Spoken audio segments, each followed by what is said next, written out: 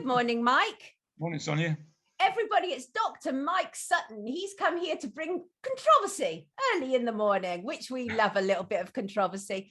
Mike is, well, he's many things, including a criminologist, but he's an author on this occasion. He's an author of a fascinating book, which I've been reading through. I've read 3/4 of the way through, and I absolutely agree with what he's about to tell us. It is phenomenal. It is evidenced. And so it's called Science Fraud, Darwin's Plagiarism of Patrick Matthews' Theory. So obviously Charles Darwin, he's credited with the theory of evolution, but 28 years before he published On the Origin of Species, let's not forget it's Darwin Day tomorrow, Patrick Matthew published on naval timber and arboriculture. And Mike is here to tell us why Patrick Matthew is the rightful creator of Darwin's most famous theory. Right, let's get cracking, Mike. So your book is amazing. You are going to be in a lot of trouble with academics. I tweeted yesterday about it. A couple of trolls jumped on me. I got a couple of emails saying that's outrageous. One of our greatest historic characters, and you want to trash him. Mike, what set you on this path? Well, I certainly didn't begin on the research journey seeking to find what I found. I was actually seeking to confirm what everybody believed, was that Darwin was the originator of the theory of evolution by natural selection. The reason for that was I'd found a method of searching for who said what first in books, because Google had scanned over 40 million books. And for the first time, if somebody said so-and-so originated this particular phrase or concept, you could actually go and see whether that precise phrase had been published earlier. And I was shocked to discover that the stuff I'd been lecturing on about who said what first, who coined what particular phrase or theory, etc., it wasn't true. I was busting one myth after the other by finding in the publication record, like finding a fossil in a cliffside, that actually here was someone who said the same thing, same concept and the same phrase first. And having done that for a while, I was getting a bit disoriented. So I decided to go to my rocks of Gibraltar. The first one was Richard Dawkins, who was my hero, who everybody said had coined the phrase and the concept of the selfish gene. I was absolutely shocked to find that he didn't. It was his PhD supervisor, Hamilton, who did both the phrase and the concept. And whilst Dawkins has never claimed that the entire concept was his or the phrase was his, hundreds of other people have, and it's not true. And Dawkins needs to come and say that actually, Hamilton got there first. Anyway, right. I then thought, well, Darwin must be safe, the greatest science hero of all, So did he really originate the theory of evolution by natural selection?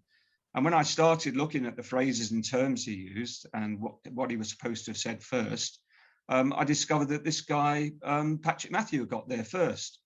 And then I looked at the story of Darwin, and Darwin said, yes, he fully admitted that Matthew got there first, as have Richard Dawkins, Sir Gavin de Beer, Ernst Mayr, many other great Darwinists, including Wallace, all said Matthew got there first, but nobody read it. Right. So then it was a simple matter of just saying, well, okay, did anybody cite it in the literature? Yes. And up until that point, the knowledge belief was no one read it. Well, I found that Darwin's mentors, friends, correspondents, I found the hidden literature where they actually cited Matthew's book. Look at that. And I mean, there was this whole idea about, and you said to me, a good way to break this down is it true? Is it a myth, or is it something else? And yes, in many respects, it absolutely is, because there's this whole thing about how Matthews must have failed to influence Darwin and or Wallace, because no single person had read Matthew's theory, as you say. And but that's not true either, is it? No, and for the first time, it was the technology. I mean, that's the point, what's in this book. It was new technology.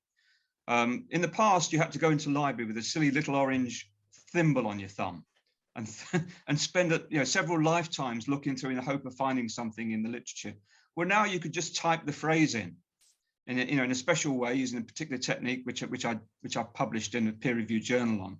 And suddenly you can find out whether that phrase was used before and what context it was used. And all of a sudden we find these people who I'd never heard of before, who I then triangulated and found that they were Darwin's influencers, had actually cited Matthew in the literature. Now, that's not a belief.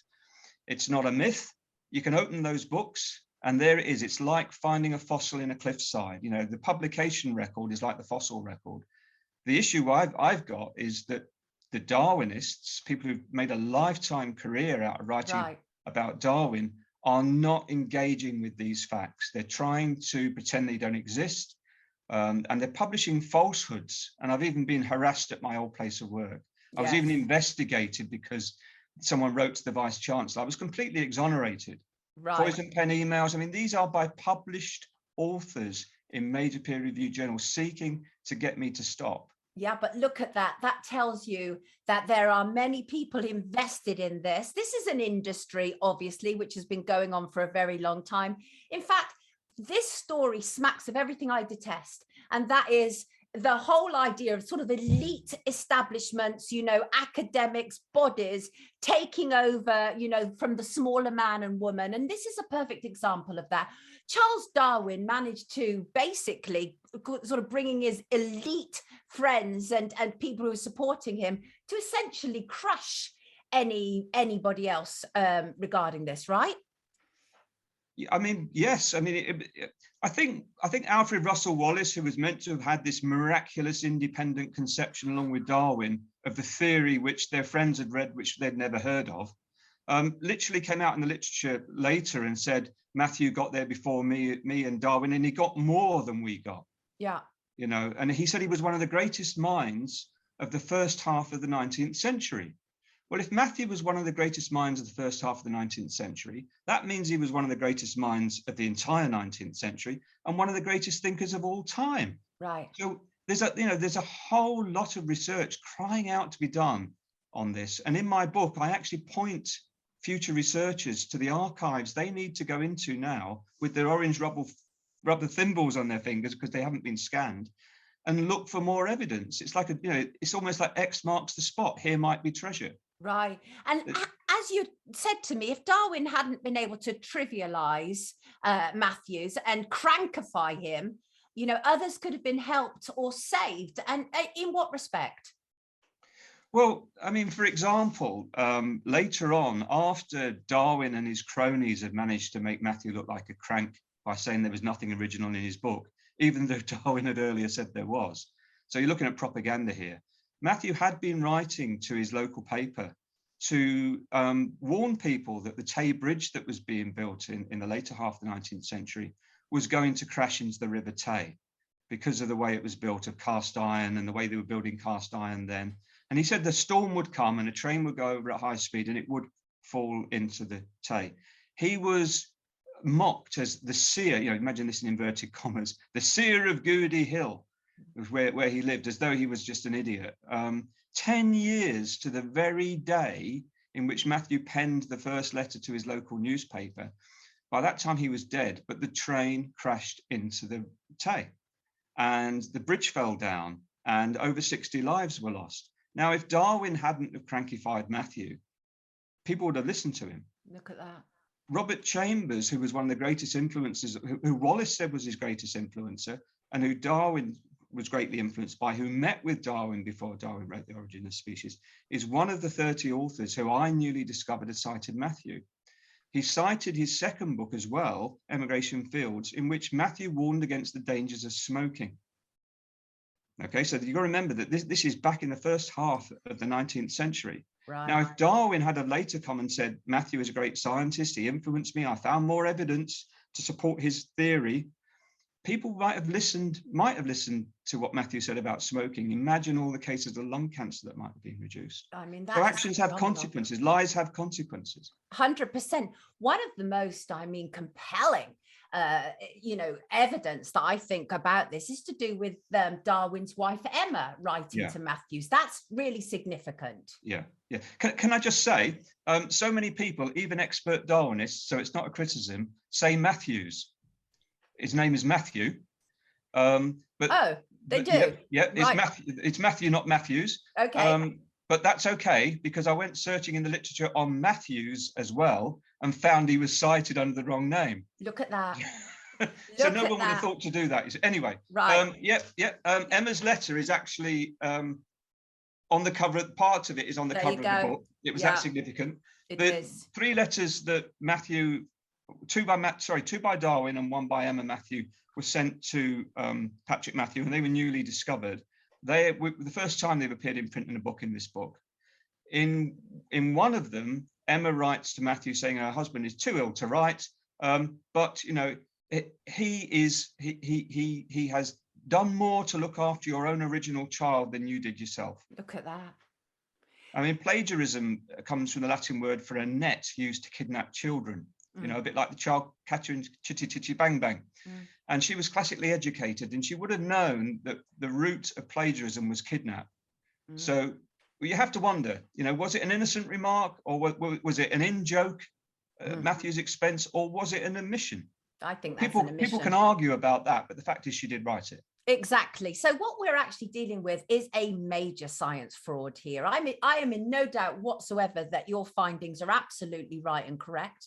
And this is a substantial major fraud. Do you think the British establishment are going to be prepared to, you know, allow Matthew to, well, be finally credited? Well, Thomas Kuhn wrote a book about paradigm change in science, and the book actually has a picture depicting the cycle of paradigm change. The point in the cycle we're at the moment is fierce resistance to newly discovered theories which overturn established knowledge. And that's part of the reason for the harassment, the knee-jerk rejection of facts, the blatant refusal to engage with the facts. I've been plagiarized twice in the Biological Journal of the Linnean Society in articles arguing that Matthew can't have been plagiarized by Darwin, they plagiarized me. And when I complained to that journal, they refused to do anything about it. The same data was plagiarized in a creationist journal, and they actually published a retraction. Basically said, you know, this is all Mike Sutton stuff. I'm very sorry. I sent him an email asking, was it okay had I cited him enough? Unfortunately, I hadn't opened up that email. But they said, yes, this is all your work. So you've got a creationist journal behaving more scientifically than supposedly one of the top science journals in the world. That is phenomenal. Skippy says, Mike is invited to my dinner table, would love a long chat or basically just listening to him. And Chris is, I think it's Chris, says, I must get this book. Luggerbug says, geez, I'm learning a lot here. And that is the thing, is that it's so important to know the truth. We have been lied to so much. It's extraordinary. Let me just say this to you. And that is Curtis Press very kindly are offering our viewers a 25% discount on this book, which is out tomorrow. If you purchase it from www.curtis-press.com, I will put the link in the description. Mike, as I say, I am in no doubt that you are spot on, absolutely right. It will take a lot for people to accept this because there are a great deal of people who are heavily invested in, you know, allowing this lie to continue. I think that, you know, your work is absolutely phenomenal. We see constantly the lies. You know, the Wikipedia is a perfect example of how information is sort of, you know, kind of like set down in stone. This is what it is, they tell us. But in fact, it isn't. It's just oftentimes information that is passed from one body to another and approved in that way, isn't it? And that's what you've learned definitely through your research. Yeah, I mean, one thing that a friend of mine did, they conducted an experiment with Wikipedia to put in some information in there. They'd put in Wikipedia that no one had read Matthew's theory, and they'd certainly never commented on his law of nature. There was a military journal which did a massive review of Matthew's book and wrote in it, "We disdain rumination, you so much as think about his law of nature." That was written in that review of Matthew's book back in 1831. We got the full reference to the book and what was said, and it was entered into Wikipedia to refute the claim that no one had addressed Matthew's theory.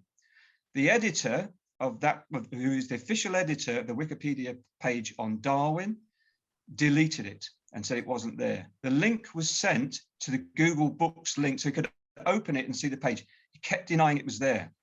That person wrote, "Well, you're now being filmed for a documentary." You know what happened? The entire Wikipedia page disappeared for 30 minutes. Later, they put it in. Only when they were told the whole process was being filmed for a documentary, did they stop and enter it. So they're brute censoring the facts on Wikipedia.